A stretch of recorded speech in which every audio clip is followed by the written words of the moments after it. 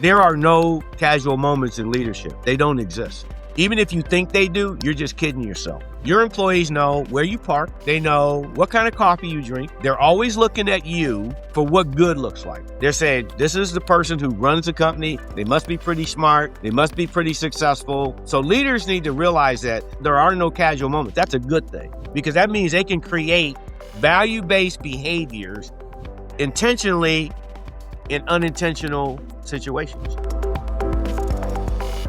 I really like the book, and you're so right on, where most business books talking about leadership, they're trying to capture what, these superstar leaders or gurus did someday, or back in the past.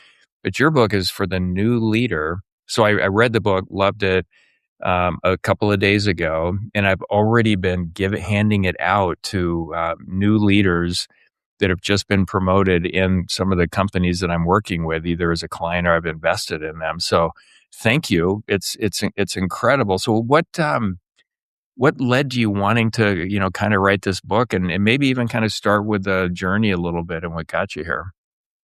Yeah, so I'll get right to why I wrote the book. I think they tie in, my career, why I wrote the book, etc.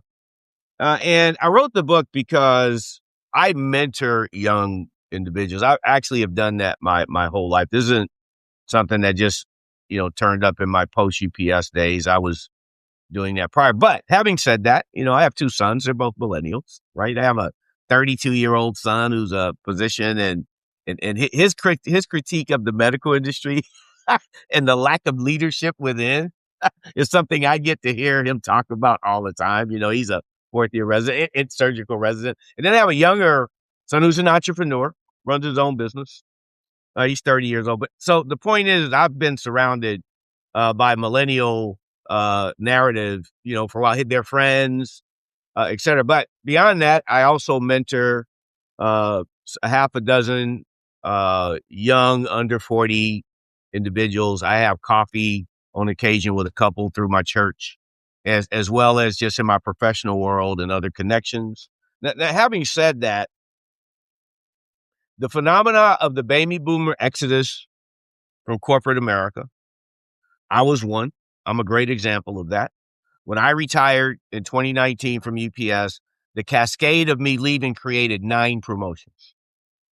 That's what that created. 9 people heard, congrats, you've been promoted, when Noel Massie retired. So when I left the organization, 7 people heard, congrats, you've been promoted, when Noel Massie retired, right? So the point is that has been going on for a good 10 years. And in the last few years of my career in the U.S. with the presidents of the U.S., and I work very closely with them in their operation teams, obviously, we were having turnover to beat the band, and we were promoting to beat the band. And our capacity to train and develop was not keeping up with that transition. So having said that, I taught as a facilitator for a couple years in our leadership academies. I had a great appreciation for what that even looked like. I put that together with my own experience. And when you look at books that were available in the ether for young, newly promoted people, there just wasn't a lot of content there. I would buy a book every year, as a matter of fact, and use that with my teams. I'd find one I liked a lot. One of my favorite authors was David Cottrell, right? I love his books. His books are simple, straightforward. My book is patterned a lot after how his writing style looks, candidly, because it's just about simple, and it's about real, and it's about on the floor and in the trenches. And it's not a book. It's not about charts and diagrams and mission statements. And it's about the moment you're in as a leader, particularly in the beginning of the career, because that's when derailment happens. And then finally, I'll say on this point that you don't promote your best people to lose your best people, because that's what happens. You have a person who's your best employee.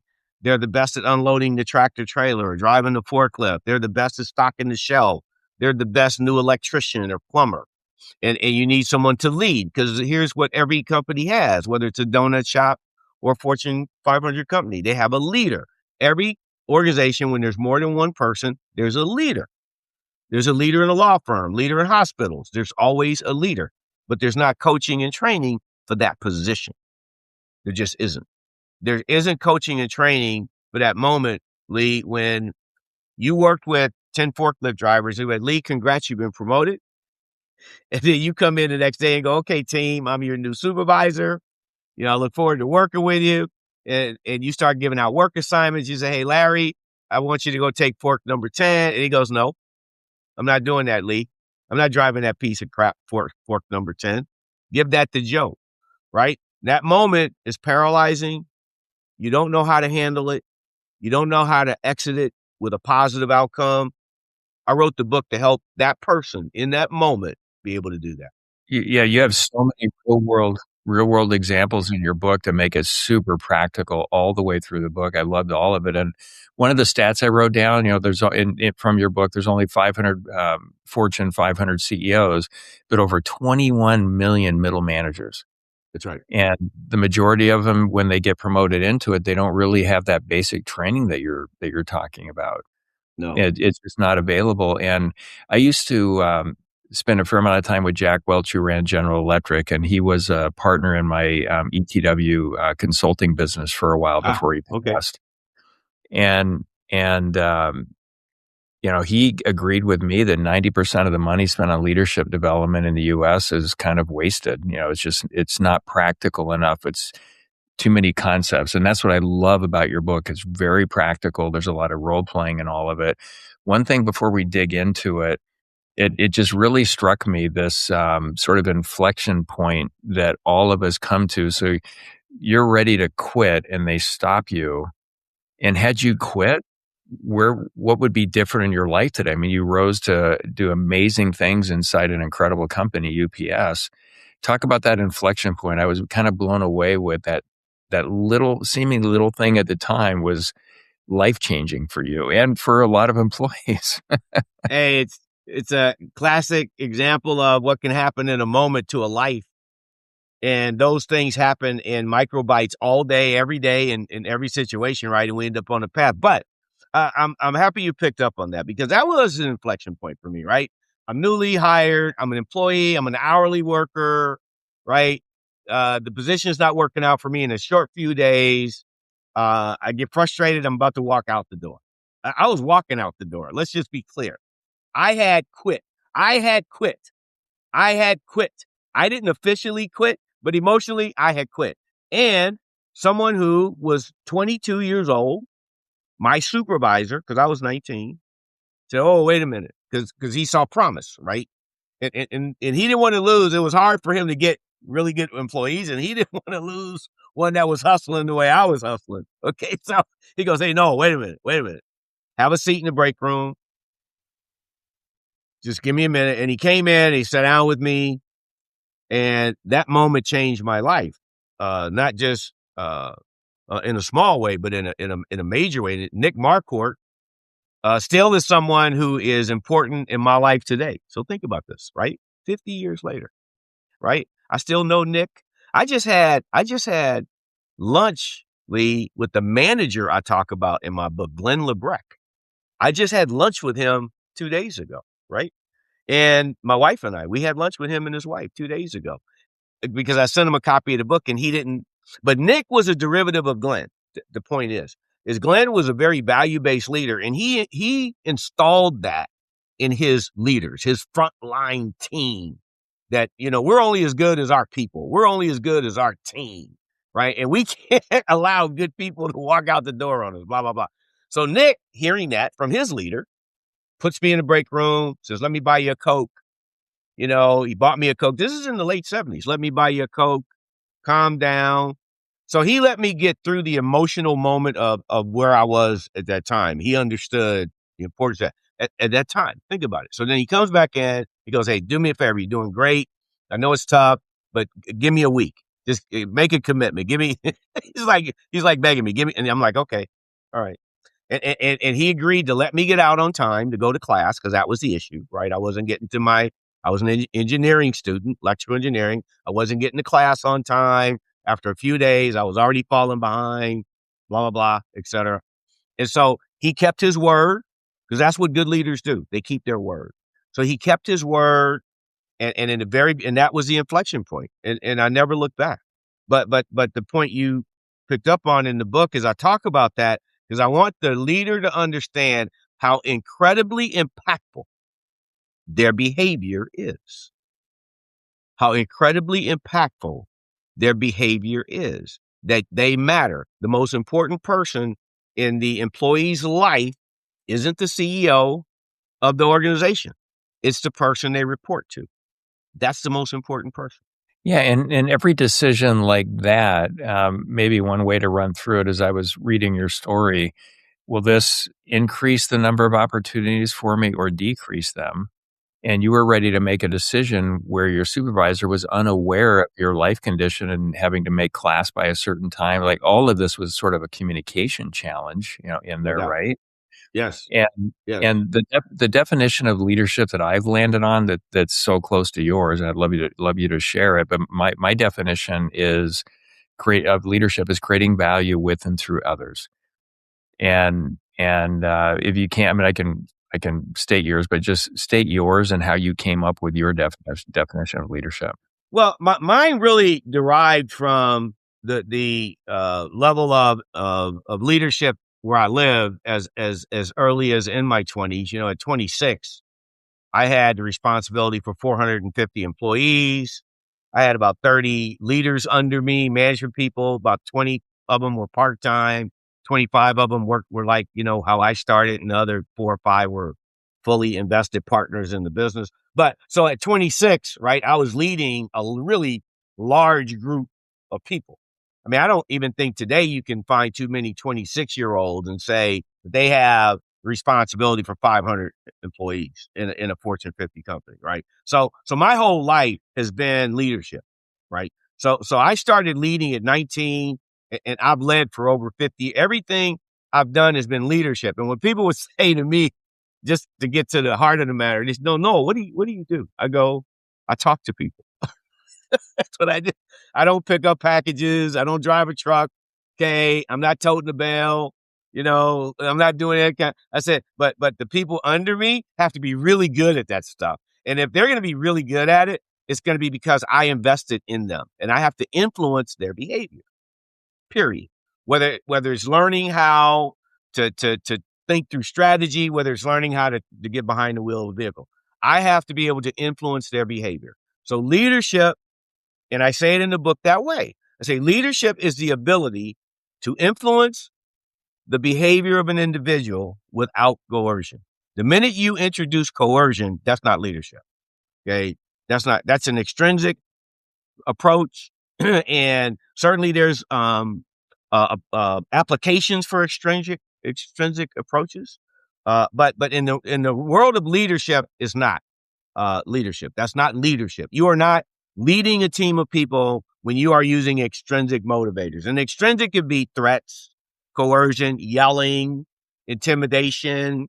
If you don't, then X, Y, and Z, right? And we live in a society, candidly, where that's the preferred approach because influencing your behavior, Lee, is hard and it takes work. And while leadership is not rocket science, it's a science.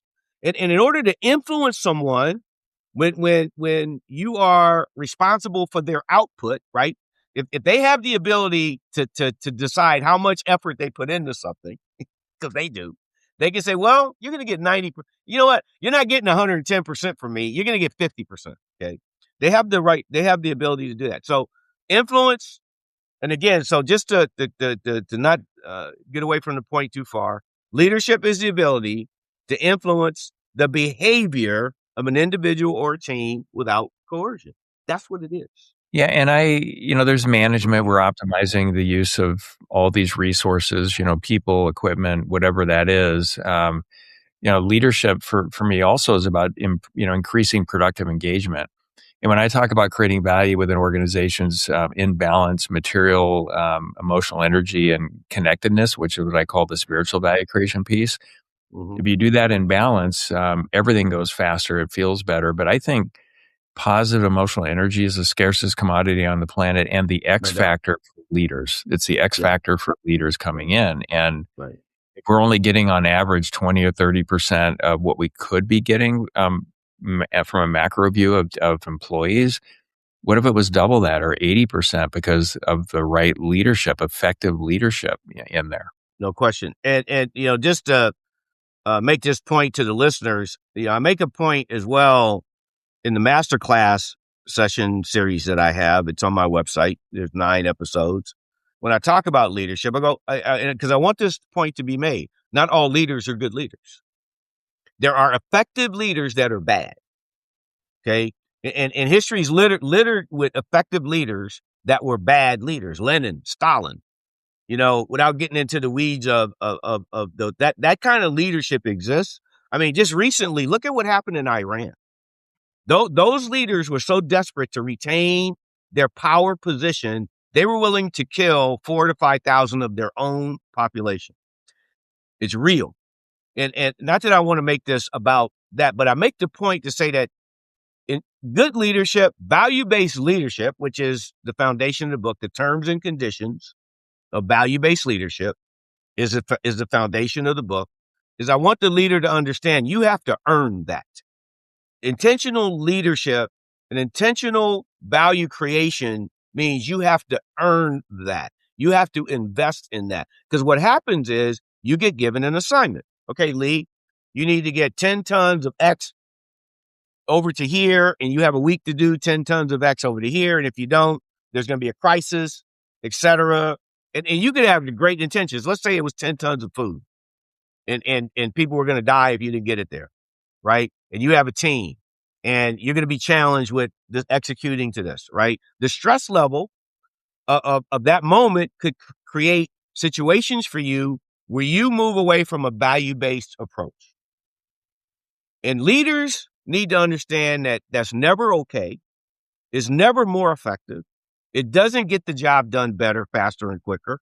It just diminishes you. It lacks integrity and ethics. And there's a consequence. And so I talk about leadership the way I do because I saw it for real in real time, right? This is not something that is foreign to me. We had hurricanes, tornadoes, fires in Altadena. We had to execute in order to get hospitals their supplies, nursing homes their stuff, right? There was sorry, you're not getting your medication. We never had that choice as an organization, but we also never had the right to compromise people's safety. We also never had the right to make it unsafe for people to do or to do it at all costs. Okay. No one should ever utter words like that. Do it at all costs. No one should ever utter that in a business environment. I mean, I'm not going to say that if we were in a raging fire and we needed to get across a canyon, yeah, we're going to figure that out at all costs, how not to get burned up. Okay. So I want to be, very, very real here, what I'm talking about. We never had the choice to not get certain things done when it came to the medical industry in particular. So we always had to be cognizant of the words we were using in speaking to our young leaders. And I would say, they're bad leaders. People, just because they're ineffective and harsh and cruel, they still get put in leadership jobs. All right. Okay. And ultimately it explodes. I've never seen them succeed, not for a long time. Something happens. But if you're going to be a leader, an effective leader, right? The ability to influence your team in a positive, proactive way towards a value-based approach is the way you're going to get from here to there effectively and create an exceptional group of team members.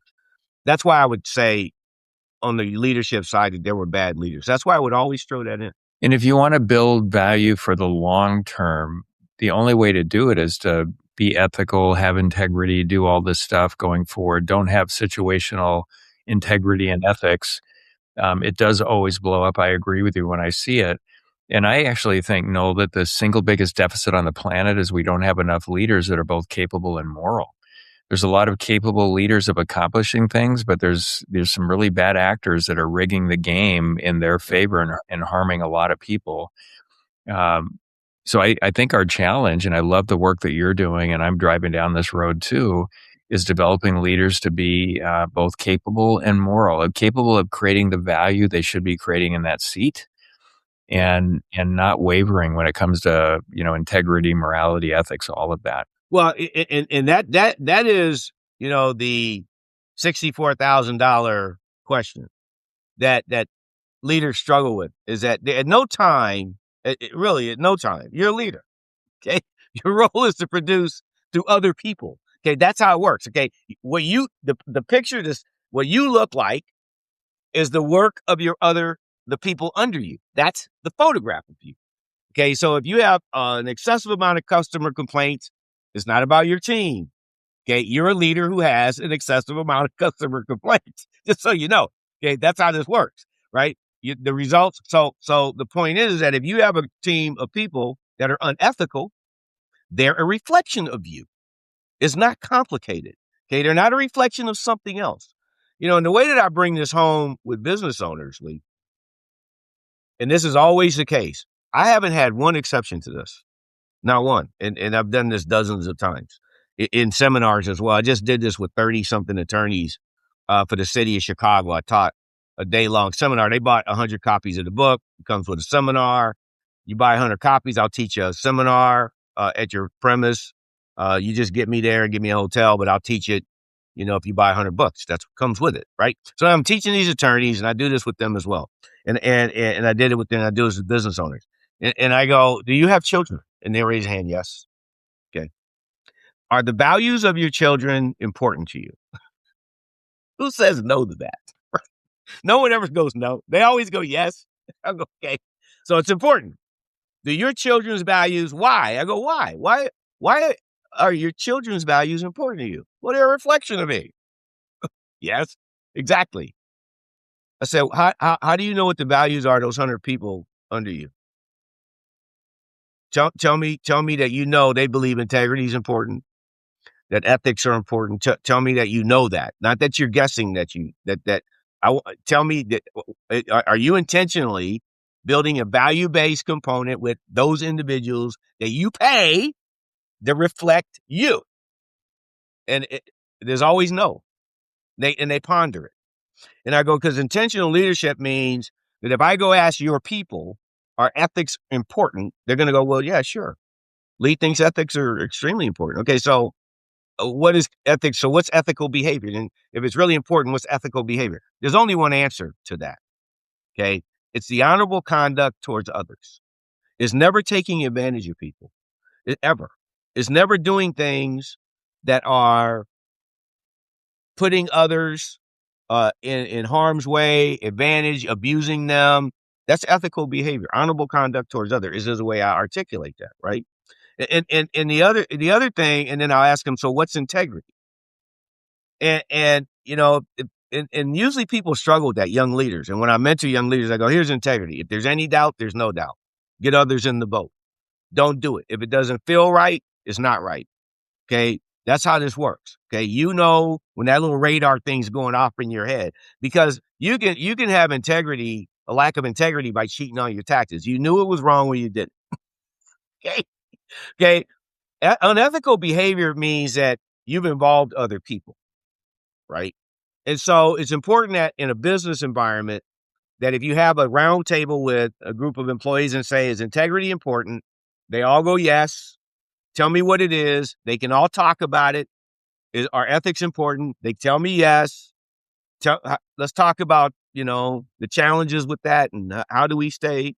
But that's intentional leadership. And without fail, when I have that conversation with the leader, like I did the inspector general in Chicago or the business owner, at this family services company that I spend time with, they have roundtables.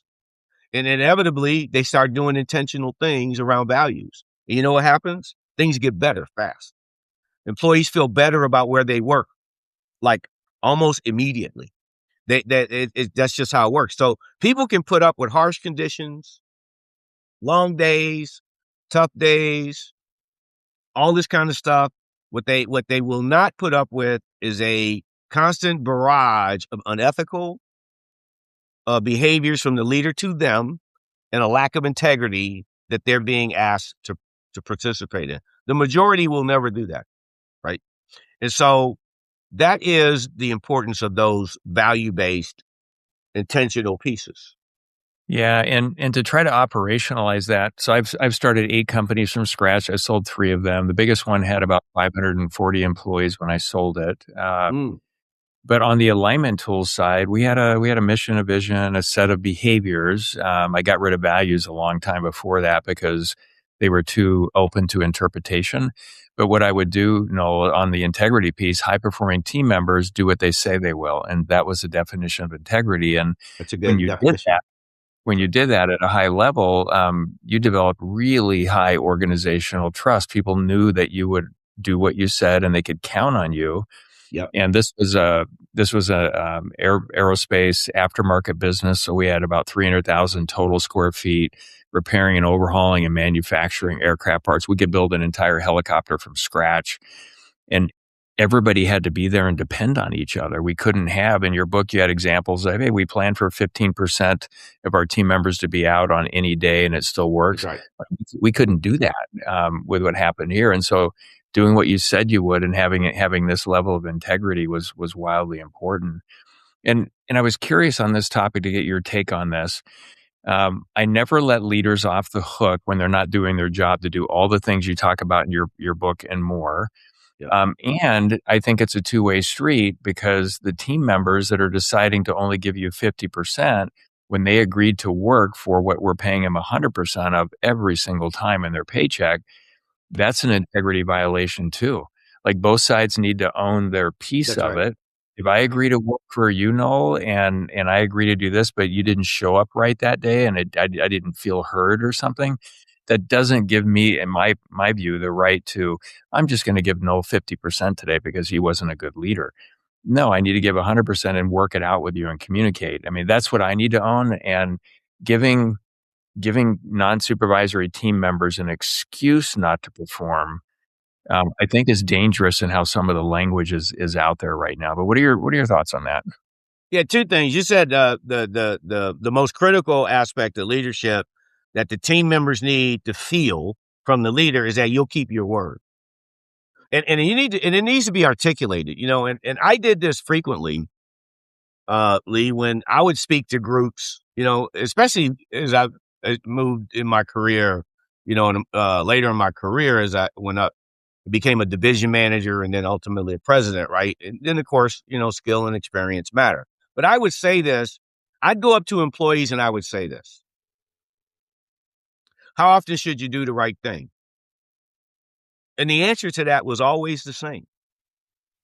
No one would ever say, sometimes, occasionally. No one would ever say that.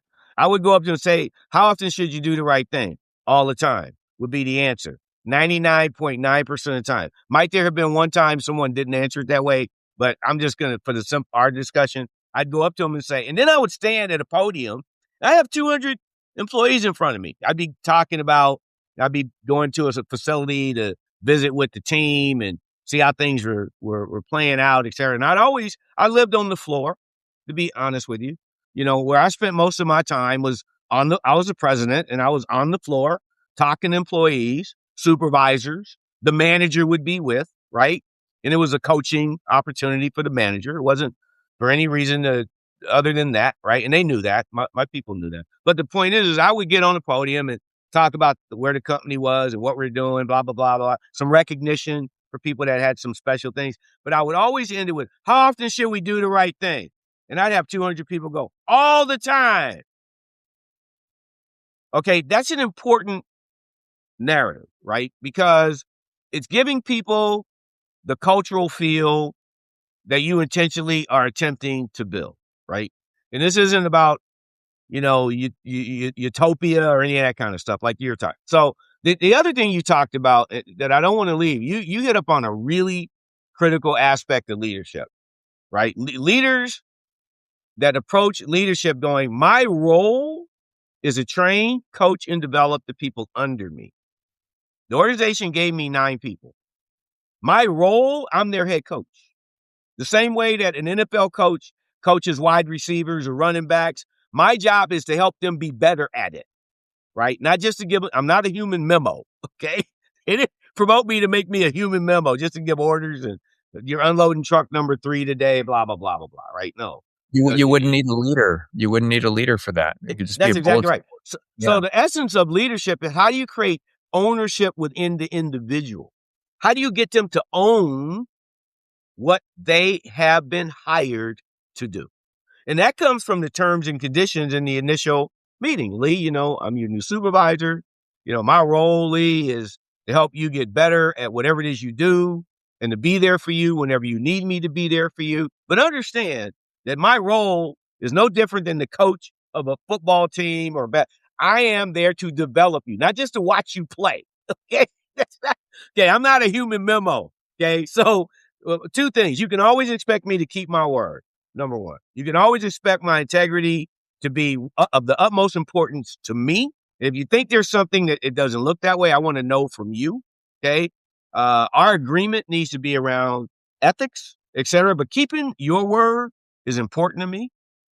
Keeping my word is important to me. You keeping your word is important to me. Me keeping my word is important to me. We need to keep our word. How's that feel, Lee? And that conversation has to happen. I mean, you can do that in 5 minutes. Okay. As a leader, you can do that and set the terms and conditions in 5 minutes. But the point is in the book, you also see where I talk about the use of metaphors. There's no way to create ownership in a human being more powerful than getting themselves to see it through their own eyes. People support the answers they create more than any other answer. And so when a problem arises, an employee who's late to work, right? They're late to work. And I go, hey, Lee, you got a moment? I'd like to talk to you for a second. And you go, sure, Noel. And say, so, I use Uber, I use Grubhub, DoorDash. You use any of this stuff? It's always yes. So if you were using Grubhub and they just didn't show up and you had all these people over and they just, and then you use them and they didn't show up, what would you do? And it's always, I'd go some other way. Right. I'd say, so the organization's the customer, you're Grubhub. The organization is willing to pay you whatever the agreement was. There's no, you're $23 an hour, you're full, but whatever it is, right? But you've been late like the last four times in the last couple of weeks. But you just said reliability was important to you, right, Lee? Because it's important to you that Grubhub's reliable, right? Okay, so the point is that you create ownership in people by not attacking them. Yeah, getting them to see it. I don't think we do enough in most companies or organizations to convey an understanding of how the business works, like its basic business model. We need all these things going so we can make Yeah. enough money to keep making payroll and everything else that goes with it. Yeah. In the book, you talk about fair exchange and being really consistent in how you show up and make decisions. And there's a lot of correlations. So when I bounce around the book and connect all the dots, you can't develop relationships with individuals with a group. You have to do it one-on-one. That's You're right. setting these rules of engagement with That's right. everybody and getting those commitments.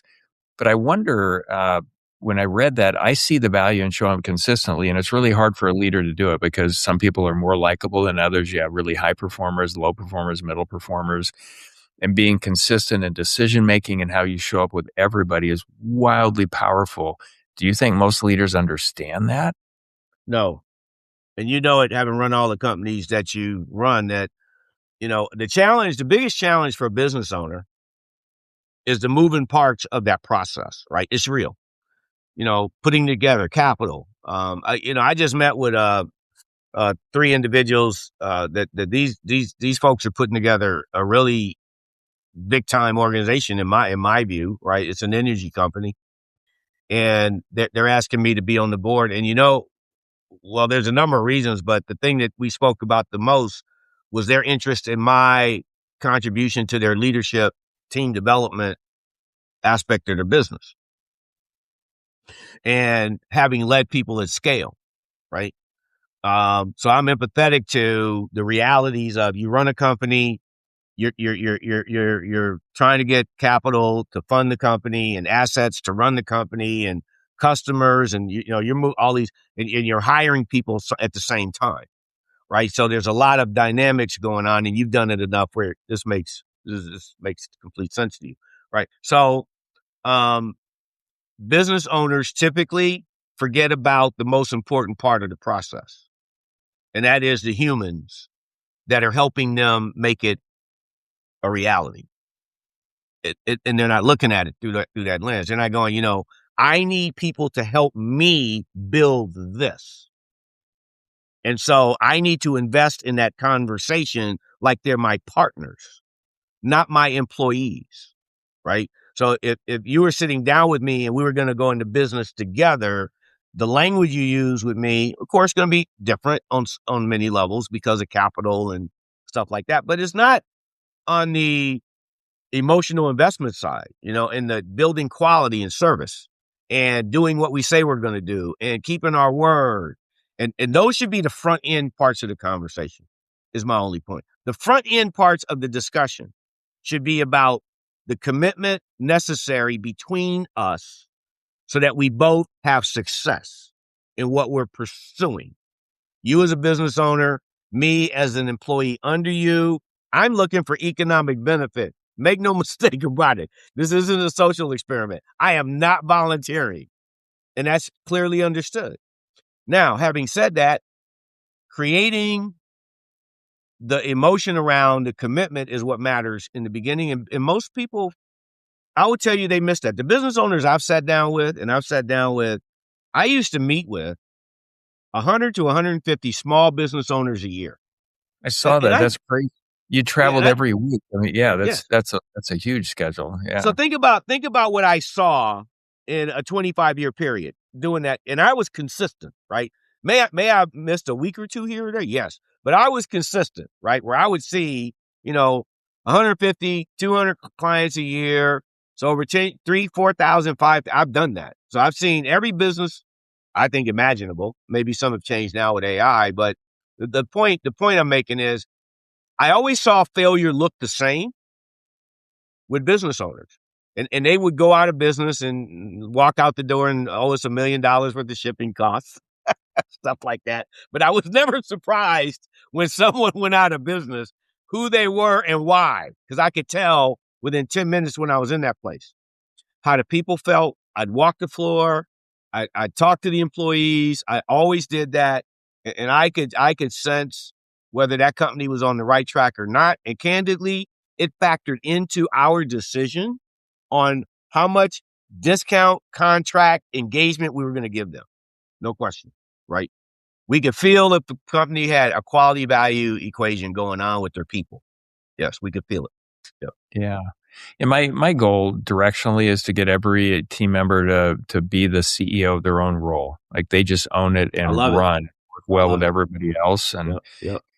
in the book, you talked about the power of having a mentor and all of it. And what's interesting for me, so I'm a little over 2 years into my Show Your Value podcast, and there's so much to learn out there. And so one of the most powerful mentoring programs I have is I pay a team about $11,000 a month to produce this podcast, get me on guests of other thought leaders podcasts. I learned so much from you and every week some other amazing person. So that's like a supercharged mentoring program that I have that I'm intentionally going after. Is like, this is so cool. Yeah. And what's starting to happen is I get all this information and I can connect dots faster and more powerfully and think more moves ahead because of Yes. your work and now well over 100 other amazing leaders. Talk about the power of mentoring. And what do you think of my cool program that I set up for myself here? First of all, I've met some like you just mentioned. I've met some amazing people. If someone were to ask me right now, no, okay, your book came out in June of last year. You've been out 9 months or 8 months or whatever, right? What's been the most profound part of this process since it released, right? Because there's pieces prior to, that happened for me. I'd say the people I've met. I've met some amazing people from Australia, New Zealand, Germany, Canada, not just in the U.S. Leaders, people that are investing in bringing thought leadership to the forefront to contribute. Because if a person listens to this, and I could pretty much know this about you, candidly, after just a short half hour, if someone listens to this podcast today or something you've done before, And they say, Lee, that profoundly affected my approach and viewpoint towards leadership, and it's made me better at it. It's made me a better person at it. You have provided value to that person. For you, that's enough. You provided value to somebody. They got better. You're only doing this to contribute to society's betterment. I already know that's why you're doing it, and because that's the most effective forum to do it, right? And I've met people like that, and it's what I had no sense of what that looked like, to be honest. And I have just been stunned by the amount of people I've met in this space that are contributing their minutes, like you, to help others get better. I wrote the book for that reason. I did not write this book for any reason than I knew that there's a supervisor out there in Maine who's in a grocery store who just got promoted, and the young man's 23 or young lady's 24, and they have somebody working for them that's 50.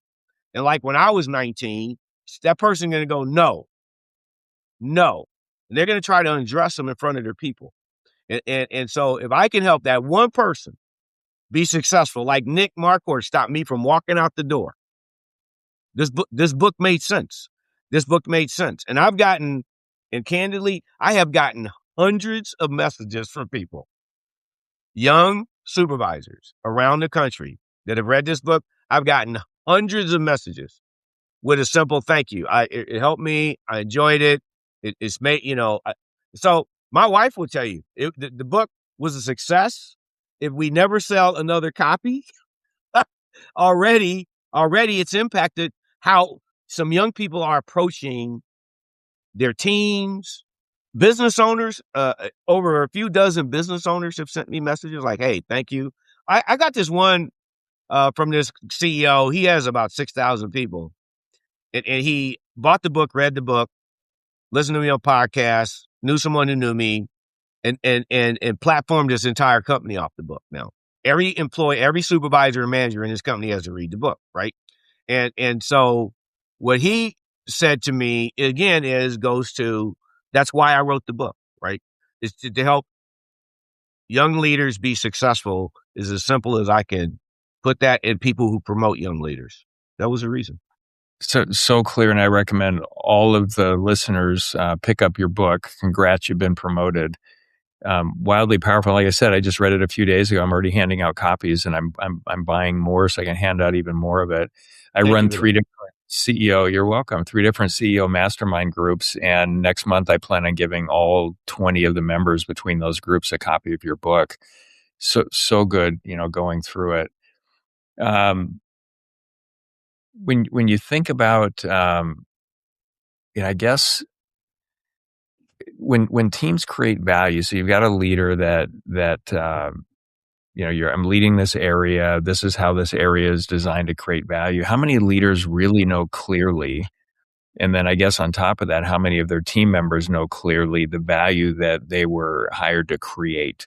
I find that it's really low. It's a very low percentage. Yeah. My guess is at UPS, everybody was pretty darn clear because you did such an amazing job at scale. But when you go out into other organizations, how many leaders are ultra clear on the value that they should be creating, and how many non-supervisory team members are really clear about that in your experience? You hit it earlier, how it's not well thought through and not a foundational component of most companies, to be honest with you.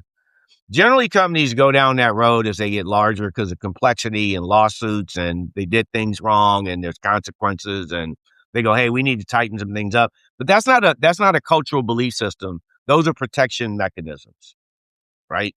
And if you look at how that can play out, even the founder of a company can be let go for behavioral issues. The CEO of Uber, he got fired. Papa John's got fired. Okay. I could go on. You could just look it up on, hey, how many CEOs and founders have been fired recently from companies they built? And every one of those examples is going to be behavior based, that their behavior was unacceptable, that it lacked a moral component or a value system, and it became real public. So even the biggest whale can be harpooned. That's kind of the point of that statement. And so companies that marginalize it outnumber the ones that do not. It's a societal issue. I think I assign some of that to the changes I've seen personally, and I think it's much more difficult today to be a leader than it was 10 years ago. Social media has done that, in my opinion. Amplification. Something happens in the workplace. CrowdStrike got just hammered by how they were letting people go when their employees were YouTubing the conversation between human resources and the person they hired 3 months ago, and they put it on YouTube. That stuff is sticky. And so there's a lot of opportunities today for people to expose unfair treatment.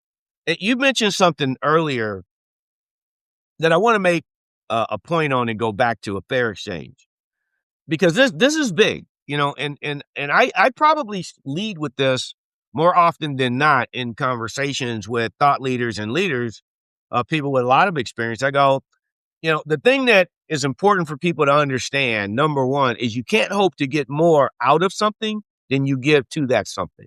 You can't hope to get more than you give. And keeping it simple, why would you be great at catching trout if you didn't invest in learning how to catch trout? If you didn't have coaching to catch trout, if you weren't taught to catch trout, why would you go to a stream and bring out like as many trout as someone who's been in it for 20 years? You wouldn't. You can't hope to get more than you give applies to every aspect of life. I use it on my sons vociferously when they were little, not as discipline, but as a teaching component. And I think that that's why both of them are really successful, not just business wise, but as young men, right? They have value-based approaches to their lives. I can sit here today and say, my sons will not abuse people, lack integrity, or be unethical, period. They'll walk away first. Because when they were 9 and 8, I'd say, well, you can't hope to get more than you give, right? What did you put into that? What did you put into that? And so that, the point of it is that a fair exchange and fairness is something we learn early in our lives, right? To be fair. That's not fair. Play fair. We psychologically really value fair treatment. We really value it to the point where it's really a center point aspect of who we are. And people don't think, and business owners need to recognize that. Okay. And fairness and a fair exchange means we have a relationship that is both on both sides of the table important, and that we both have to invest in that relationship. It's not a one-way street, right? So in that vein, we talked about CEOs who got let go in their companies because they didn't understand that aspect of the nature of their business. They weren't providing a fair exchange to their clients, to the shareholders, to their employees. They weren't. They became very, very selfish, very self-centered. It became about them. And so to that point, you saw a comment in my book that I also have as a foundation is you're always being evaluated. There are no casual moments in leadership. They don't exist. Even if you think they do, you're just kidding yourself, right? Your employees know where you park. They know what kind of coffee you drink, or if you drink coffee at all. They're always looking at you for what good looks like. That's what they're looking for. They're saying, this is the person who runs the company. They must be pretty smart. They must be pretty successful. So they're very, very, so leaders need to realize that there are no casual moments. That's a good thing, because that means they can create value-based behaviors intentionally in unintentional situations, right? As long as they're always thinking, and I always thought about that stuff, right? So I didn't have a special parking space intentionally. I had 30,000 employees. When I went to San Diego, when I went to Hawaii, when I went to Palm Springs, when I went to LA, and I parked my car, it was in the employee parking lot with everybody else. I didn't have an entourage. I had a director of engineering, a CFO, a CIO. I had all of the components. I had a $2.6 billion business that the organization said, no, you have full P&L for that business in Los Angeles. And it was a $2.6 billion business. Okay. I didn't have I knew presidents that did that stuff. Okay. They had parking spaces, and I know how I saw that when I was a supervisor. They had all these accoutrements. When they walked through the door, there were 17 people following them. And I know how I thought about that. Right. So I patterned my behavior off the president that I saw not do that. And I saw a president who didn't do that when I was 24. And I was like, wow, Joe Blanchard, he's amazing. He actually came and spoke to me. His name was Joe Blanchard. He was a president in San Francisco. And he came down on the floor while I'm a young supervisor. And he said, hey, Noel, how are you? How's it going in your area today? And that was like, so here I am. Joe's been gone for 15 years or something. But here I am 50 years later talking about that moment. So what I'm saying when I tell that story is leaders need to understand they're always being evaluated, that there's no such thing as a casual moment in leadership. And it brings a big responsibility. But what you're saying, Lee, is that most businesses don't step up to that responsibility. And you're absolutely correct. Yeah. And I think, Noel, that a really effective leadership is timeless. And if you're super consistent and you follow that, you can't control how everybody's going to feel, but we can respond to things that happen. And that's worked out incredibly well for me. And I've always thought of businesses as this big value creation machine. I'm this gear over here. I've got a gearbox over there. I've got these other, 500-600 pieces that we're all doing our job, Yeah. and we're working together to create this value. And it never goes well when one leader makes it about they're the most important person and everybody serves them and look at me. Forget that. I mean, I love your approach to leadership and how you think about it. One thing I want to get into, because we're about 10 minutes left, close to wrapping up. Effective leadership development, for me, it's not theoretical in concepts and everybody having an interesting conversation. It's practical. And in your book, you talk about role-playing leadership events, things that could actually happen. And one of the ones that I love, and again, I just read your book a couple of days ago, but I talked to a client this morning, and they may lose somebody as we make some changes in the organization. And like, let's role play this person that you really value. You don't want them to go, but they're not capable in this role, but you've got a role where they could bring a lot of value. We all agree. Let's role play. They just walked in and said, I don't want to do it. I quit. How are you going to handle it? And anyway, so I'm already using your tools and going through this stuff. And there's almost an endless number of things we could role play around leadership. So to talk about that and how you came up with it, because I think for our listeners, anything that could go sideways. And I think when things are going amazing, we don't need leaders. It's all working, right? It's when Yes. things are challenging, we have to get things back on track. That's where we really should shine, and we should step up when that happens. But without the role playing, they get caught off guard, right? Yeah, that's right. That's right. That's right. So so then you're familiar how I want the reader and the learner to understand the importance of practice and the importance of role playing. And I use that Allen Iverson story where he's in the Hall of Fame, basketball player, right? Considered one of the greatest guards of all time, shooting guard. Anyway, the point is whether you know him or don't, you can certainly look him up. But the most famous thing about Allen Iverson is when he sat at a press conference and went, and the reporter said, Allen, we understand you don't like practice. And he went, practice? We just had a game, and you want to talk to me about practice? So the point is Allen later admitted that, yeah, practice is kind of important.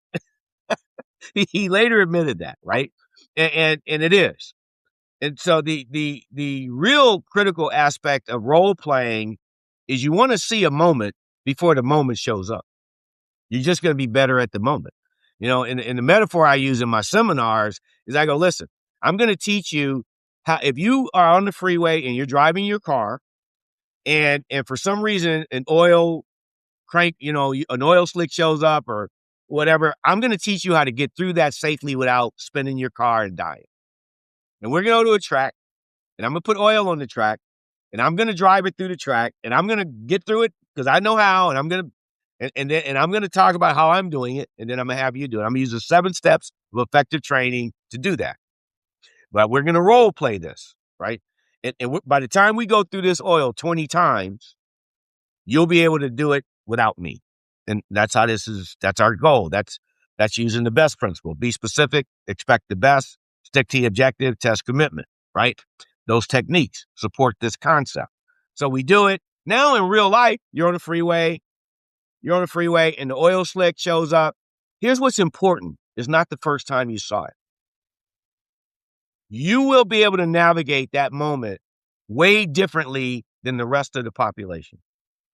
That's a real thing. It's not copybook. Let me give you a story that's real. I have a manager. I made my entire staff of 24 when I was the president of Southern California go through the training for having a shooter on premise in your facility, right? So we went through that training. 80% of them objected. I don't have time. Why is he making us do this? Active shooter training. I brought this company in. We went through it because there had been an incident, because there's always an incident. You don't need to look far for an active shooter incident in the country, right? So anyway, I had my staff trained on it. And then my expectation would that be the waterfall effect. They would then do their people, which they did. That Vegas shooting where the guy was in the high rise and he killed like 60 people. One of my managers was there with his family, his wife and 3 daughters. When he heard the shots, he responded immediately and he put his kids through the training he had in the most advantageous and safe place possible. Within seconds. Around him, 2 people went down. Within seconds. And he called me maybe a month later. He goes, "No, you saved my life. Probably my daughter's life. Because we were standing where those people went down. And had you not made me go through active shooter training." Right. So my point is that training people and role playing, because that's what that was, active shooter training, it was role playing, right? Has a very definite impact on how people ultimately see and do things. And that's why it's really important. And people should not be embarrassed to do it. They go home and say to their best friend, to their spouse, okay, I'm going to be the supervisor. You're an unruly employee. Okay, here's the role play. Hand it to them and practice it. First of all, you'll get used to it. It's fun. It's funny. It can be comical. I've done it with my wife. It can be comical, okay? But you learn something. And you learn something when you're not in the moment where you need to know it, bottom line. So, yes, that's why it's in there. And why is that important? Because I was taught using that technique. Where did I get that from? Because that's how I learned when I was a young supervisor. We really believed in that as an organization. And then when I ran our leadership academies, right, I did that for 2 years. It was something that was part and parcel of our academy. So practice, practice, practice. I say it all the time. And I really got, in reading the book, staying calm through the storm if you practice. And I don't think I've heard scenarios discussed in leadership development training, but never role playing and actually practicing. So this is wildly powerful in my view, going at that. I know we're going to finish, but I'll give you a real example for 20 seconds. I had the attorneys in Chicago in the Inspector General's office do that with each other, right? Role play. That was part of the seminar. And all of them to the person said they got more out of that than they loved the seminar, but they got more out of that actually doing that practice than any other part of what they learned, because they had to physically now go use the tools, and it gave them a sense of that. Anyway, to the point. Well, that I think it's just absolutely incredible. Everyone should incorporate role playing in this sort of practice in their leadership development. All companies. Noel, if our listeners want to learn more about what you're doing or connect with you, where can they go? So the quickest way to find me is on my website, noelmassie.com. There's all kinds of contact forms there. My assistant, her name is Kayla, Kaylah, Bozeman, Bozman, at noelmassie.com. You can find Kayla at noelmassie.com, but her information is there as well. She gets back to people very quickly. She's excellent. And then I'm on LinkedIn, and if you ask me to connect with you there, I'll do that. So that's how people can find me. That's great. And then any final words of wisdom for our listeners here, Noel? Yes, one final thing. I want you to think about the last person that you were able to convince and alter their viewpoint by yelling at them. The answer to that's going to be nobody. So when leading individuals, amplification of voice is a completely inappropriate place to go at all times. It's an inappropriate place to go if you want to be effective anytime. Okay. So leaders need to understand, know when you don't get to be human. It's human to get upset and to want to amplify your voice in critical moments. A good leader, an excellent leader, will know when they don't get to be human, because there are times where you just don't get to be human. You get to be a leader. Amazing. Well, we didn't even get to 10% of all the stuff I wanted to talk about. So maybe we have you on it again in the future if you're up for We'd it. love to do it. No doubt. Love to do it. I've really enjoyed this. Thanks again, Noel. I really appreciate you being here today. Hey, Lee, thanks for having me. I enjoyed our conversation tremendously. Awesome. And this has been the Show Your Value podcast. If you got some value out of today's episode, please like and subscribe. And until next time, show your value to the world.